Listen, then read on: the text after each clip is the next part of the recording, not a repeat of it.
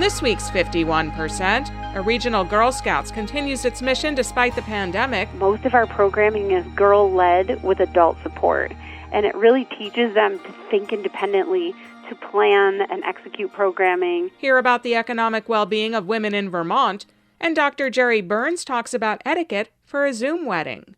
I'm Allison Dunn, and this is 51%.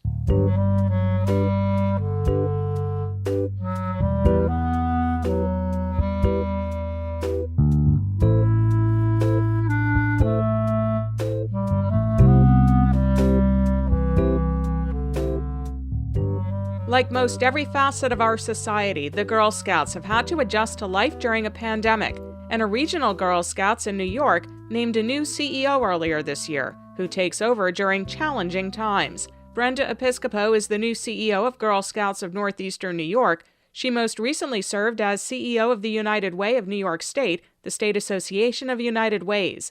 I spoke with Episcopo at the end of February about her new role, cookies, camp, and more. You know, Girl Scouts of Northeastern New York, our mission is to inspire and build courage, confidence, and character in girls to make the world a better place. And it's a great match for a culmination of a lot of experience I've gained in the nonprofit field over my 20-year career. And like many nonprofits, Girl Scouts has faced incredible challenges in light of the impacts of COVID and declining membership trends. So I'm excited to be here today because I think it's a pivotal time for us to reimagine how we reach more girls, reach them where they're at, and get them a solid foundation for eventual women's leadership roles. That's what we're all about here, and I think this is a great match for me and my background and my skills.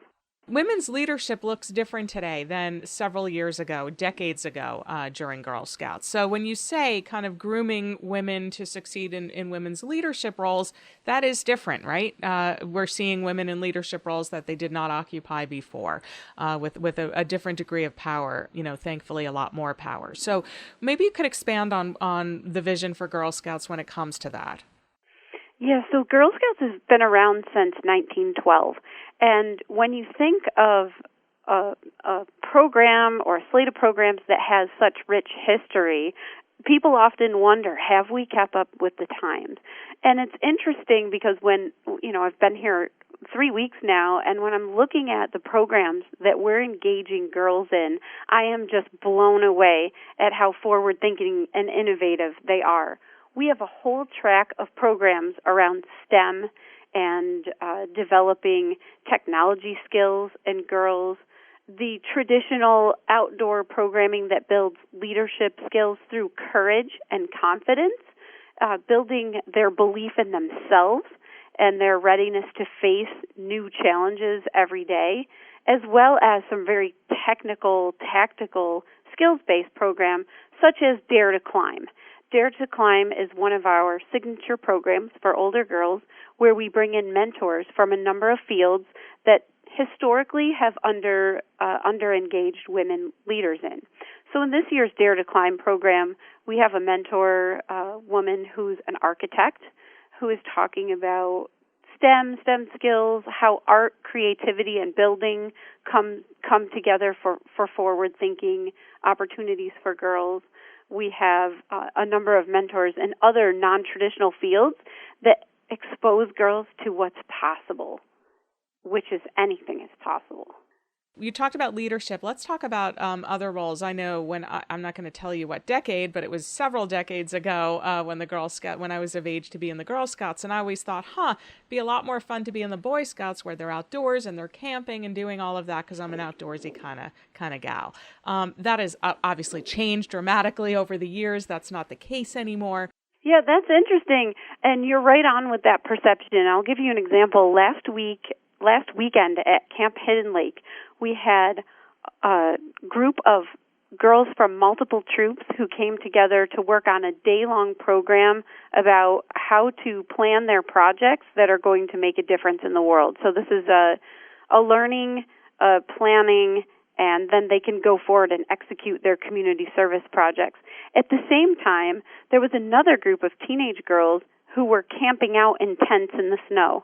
And they were building their own campfire, they were cooking dinner over the fire, camping out in tents for the weekend. So really very much have stepped up our outdoor programming for girls, both traditional and non-traditional type programs, day programs, camps, overnights. Obviously COVID has put a slight wrinkle in some of those things, but the great thing about outdoor programming is a lot of it can be done quite safely with distancing and protocols in place. So we're pretty excited to be here and be offering so many robust programs. When it comes to the Girl Scouts and the Boy Scouts, we want girls to succeed in the way that's best for them. So the fact that Boy Scouts of America allows Girl Scouts in their programs, if that's what a girl chooses, we support that choice. Absolutely. At the same time, we believe we offer some stellar programs and opportunities to network with other women and learn from peer groups that they can't get anywhere else. And at the same time, I think you'll find this really interesting. There's a general lack of awareness of the Girl Scout Higher Awards, whereas the Boy Scouts are very well known for their Eagle Award, their Eagle Scout Award. It's the highest award you can achieve in Boy Scouts. Do you even know what the Girl Scouts' highest award is? I don't. Most people don't. And we actually have a bronze, silver, and gold award track, which have very rigorous standards. And like many other things that women achieve, are just lesser talked about and lesser known. So it's an interesting dynamic that we as a council have committed to raising awareness about the amazing projects that these girls are leading that, by the definition of the Gold Award, will last beyond their involvement. Here you are during COVID, when all nonprofits have had such a tremendous year trying to just stay afloat. What is the status for Girl Scouts for Northeastern New York in terms of finances? I mean, the cookie sale went on. That's extremely popular, but, you weren't going door to door this year selling cookies. Oh, when you look at it, we rely heavily on cookie sales for year-round funding for our council and our local troops. So we're in our second year now of COVID-impacted cookie sales because last year the cookies had already arrived in the capital region when everything went into lockdown. So we had to get really creative about how to move all the cookies that we had ordered. Never at that time did we dream we'd still be here a year later in another cookie season, but thankfully we had time to plan. And so we've been able to pivot programming to teach girls online sales, how to monitor their online store, keeping them safe with all kinds of parental controls in place at every level of girl engagement in the cookie program. And I'm happy to say, while our goal is significantly reduced from last year, we are doing really well toward our goal. But then the other big part of our programming is camp, and camp was not able to run in 2020. I am also happy to say that although, again, we are restricted in our numbers due to social distancing and protocols, but our camp sign-up opened a week and a half ago, and we've already had to expand our slots available at camp because the overwhelming sign-ups from girls across our footprint has been extremely high. People are very much looking forward to coming back to camp in a safe environment.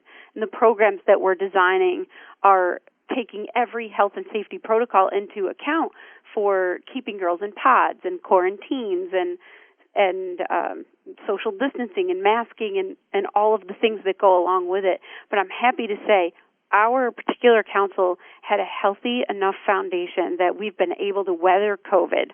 A lot of nonprofits have not. It's a resource-strapped field in general, but I'm very happy to say we're here to stay. We have had a constriction. We've had to cut slots and numbers back. Last year, we laid off 25% of our workforce. We had to close some popular aspects of our business. But it's been able to retain a solid foundation that we can build our programs on for this year and even further for next. And she credits a family-founded supermarket chain in the Northeast with helping the Girl Scouts keep their cookie sales afloat.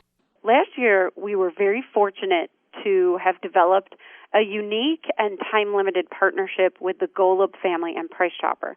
And that's allowed us to do two things. Last year, they helped us with the cookies that we had ordered in stock, but we couldn't send girls out to sell and deliver in our traditional ways by offering their stores as contactless pickup sites. And they'll be doing that again this year. So the girls are tracking the inventory. They're keeping track of all the programming, but you can pick up your Girl Scout cookies at Price Chopper. And that saved us last year, frankly. The other part of the program is a lot of people don't realize that Girl Scout cookie sales are actually a girl program. It teaches girls business skills. They earn different levels of badges and titles. If you have passed a certain number of classes that you take, you earn your title of Cookie CEO as a girl. You get business cards. They learn how to set up their own online stores. They learn marketing strategies. And this year, we've been able to take what Price Chopper did for us last year and leverage it into a year-round leadership training program for girls with several members of the senior leadership team from the Price Chopper Corporation. Everything from marketing to inventory control to health and safety standards, business practices, and finance. It's really growing into such an amazing program for the girls. That is fantastic. See, there's usually good from the bad, right? I mean, you can usually find something. And refresh my memory, the age of Girl Scouts, and then are there still brownies? There are still brownies. Girl Scouts typically start around age 5, and they go all the way through high school. There's a progressive track.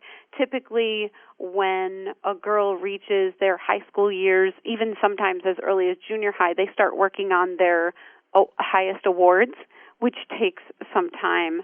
And that's typically what the older girls do. Then they can become ambassadors to Girl Scouts, which we have ambassadors on our board of directors, which are high school juniors, seniors that have or are working on their Gold Award projects.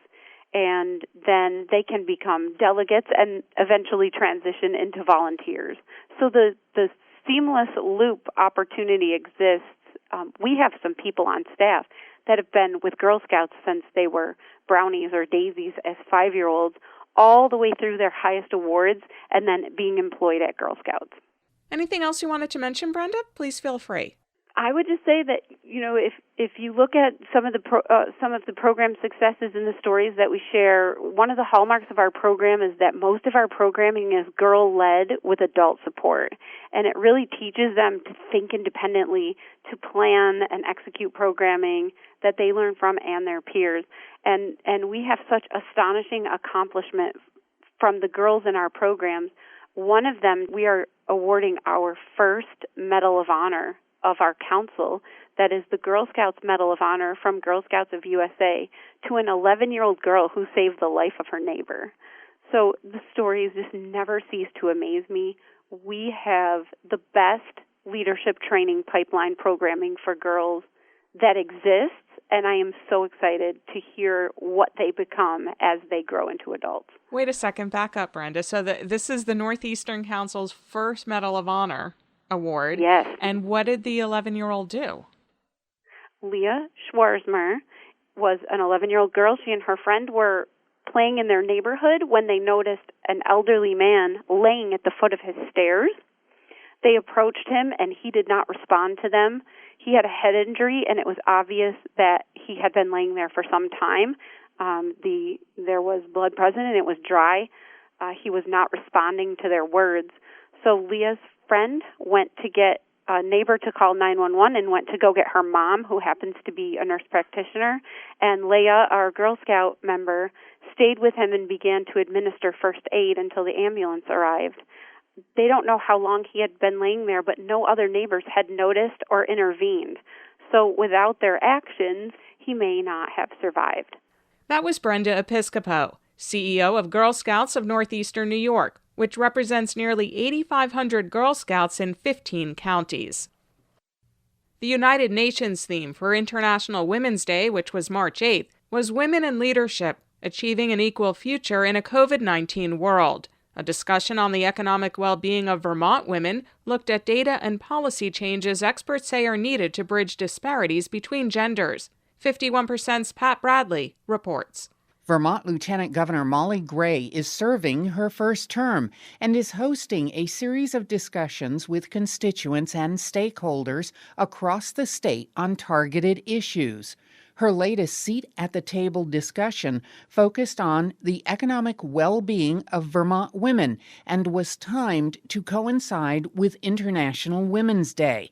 Gray, a Democrat, says while the global event recognizes women's social, cultural, political, and economic achievements, it also highlights a need to close gender gaps in Vermont. I want to actually draw on some of the data that we know of. We know that in the month of November, 73% of unemployment claims were filed by women in Vermont. That is the highest percentage of filings by women in any state in the nation. So today we're going to dive into the data and the impact on women. Vermont Commission on Women Executive Director Carrie Brown said COVID-19 is exposing and exacerbating entrenched inequities for the state legislature to confront. The COVID relief money that's coming from the federal government provides Vermont with an opportunity to think strategically about how to use that money to benefit working families and working parents in particular. Childcare is the other thing. I know that the legislature is working hard on this right now. The help that our childcare system needs is profound and dramatic. And then paid family and medical leave is another one. There are a number of bills in the state legislature right now. Change the Story Vermont has been collecting and reporting on Vermont-specific data for 6 years. Executive Director Jessica Nordhaus said they also use some national data, and recent reports of interest focus on the gender wage gap. The International Women's Policy Research Group just released an analysis on the weekly gender wage gap by race and ethnicity. And what that's showing is the racial and gender wage gaps really do remain profound. So we see weekly earnings for Latinx women are just 58% of white non-Hispanic men, and Black women's earnings are at 63% right now. Vermont's first executive director of racial equity, Susanna Davis, says policies must include all communities at risk. All of our work should have process equity built into it, which means we've got to hear directly from people, be less prescriptive in telling them this is what we think is best for you based on our history of always being in power and often leaving you invisible, and instead pivot to what do you need to make you whole? And then we do that.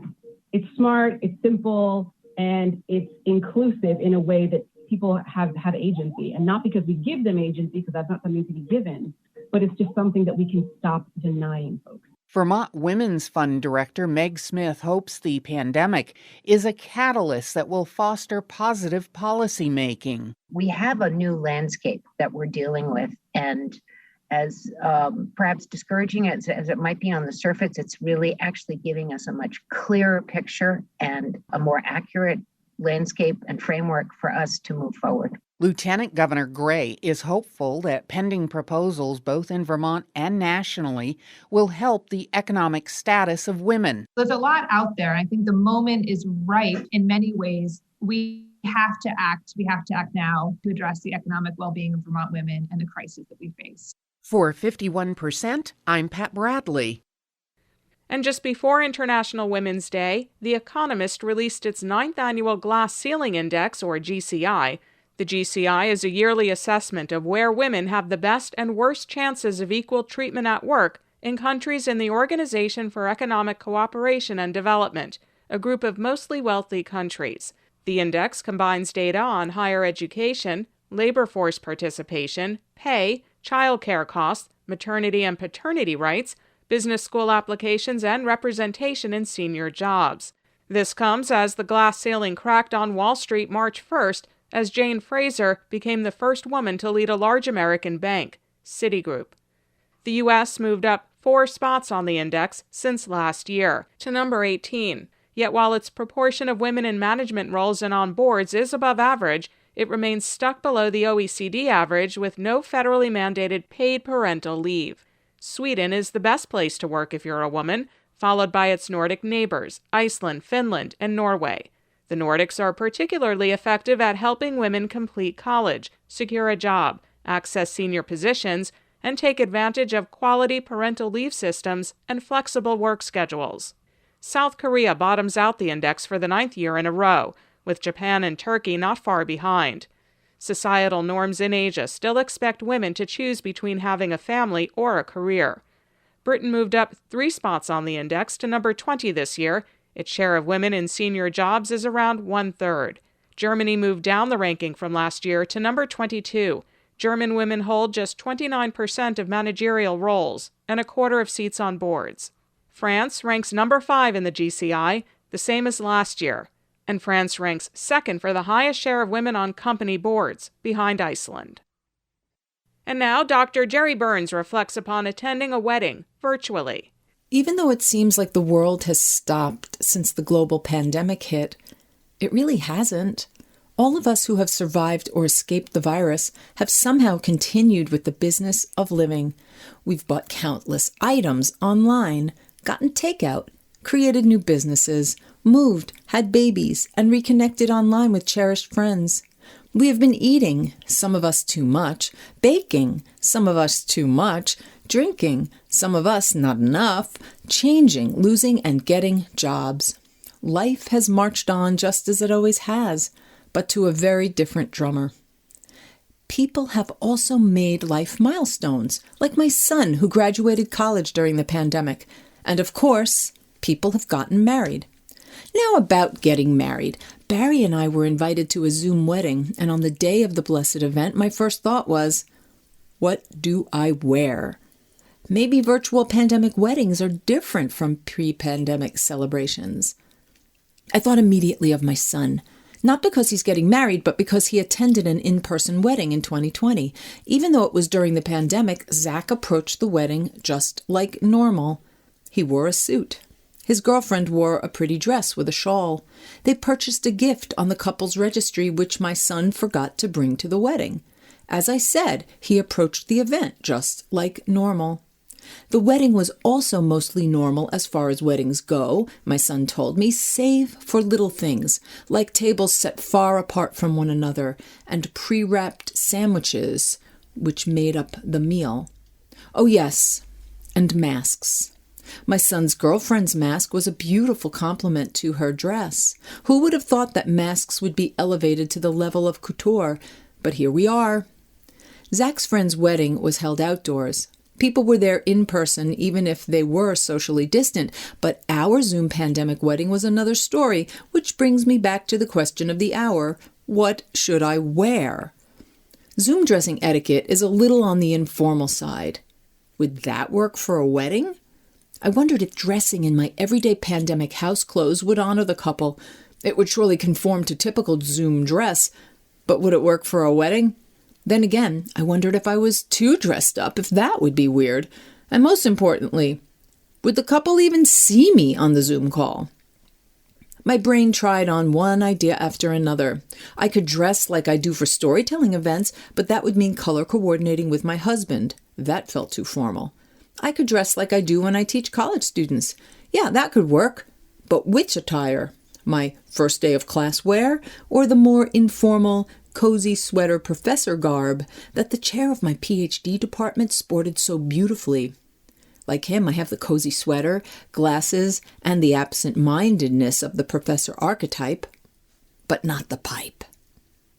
No, I thought, the loving couple didn't need to see a professor look when they were getting married, even if they did meet in college.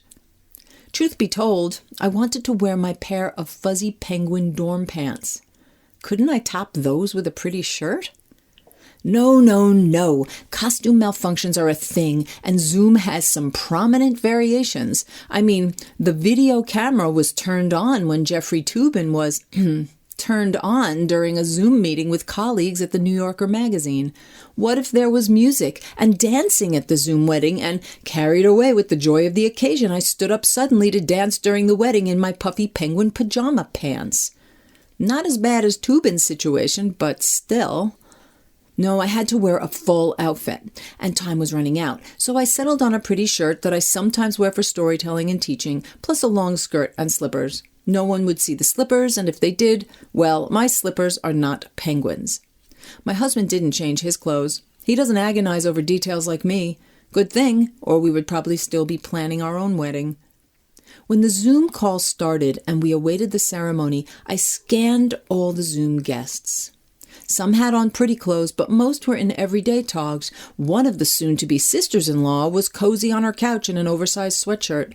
Some people didn't even put on their videos, but nobody was overdressed.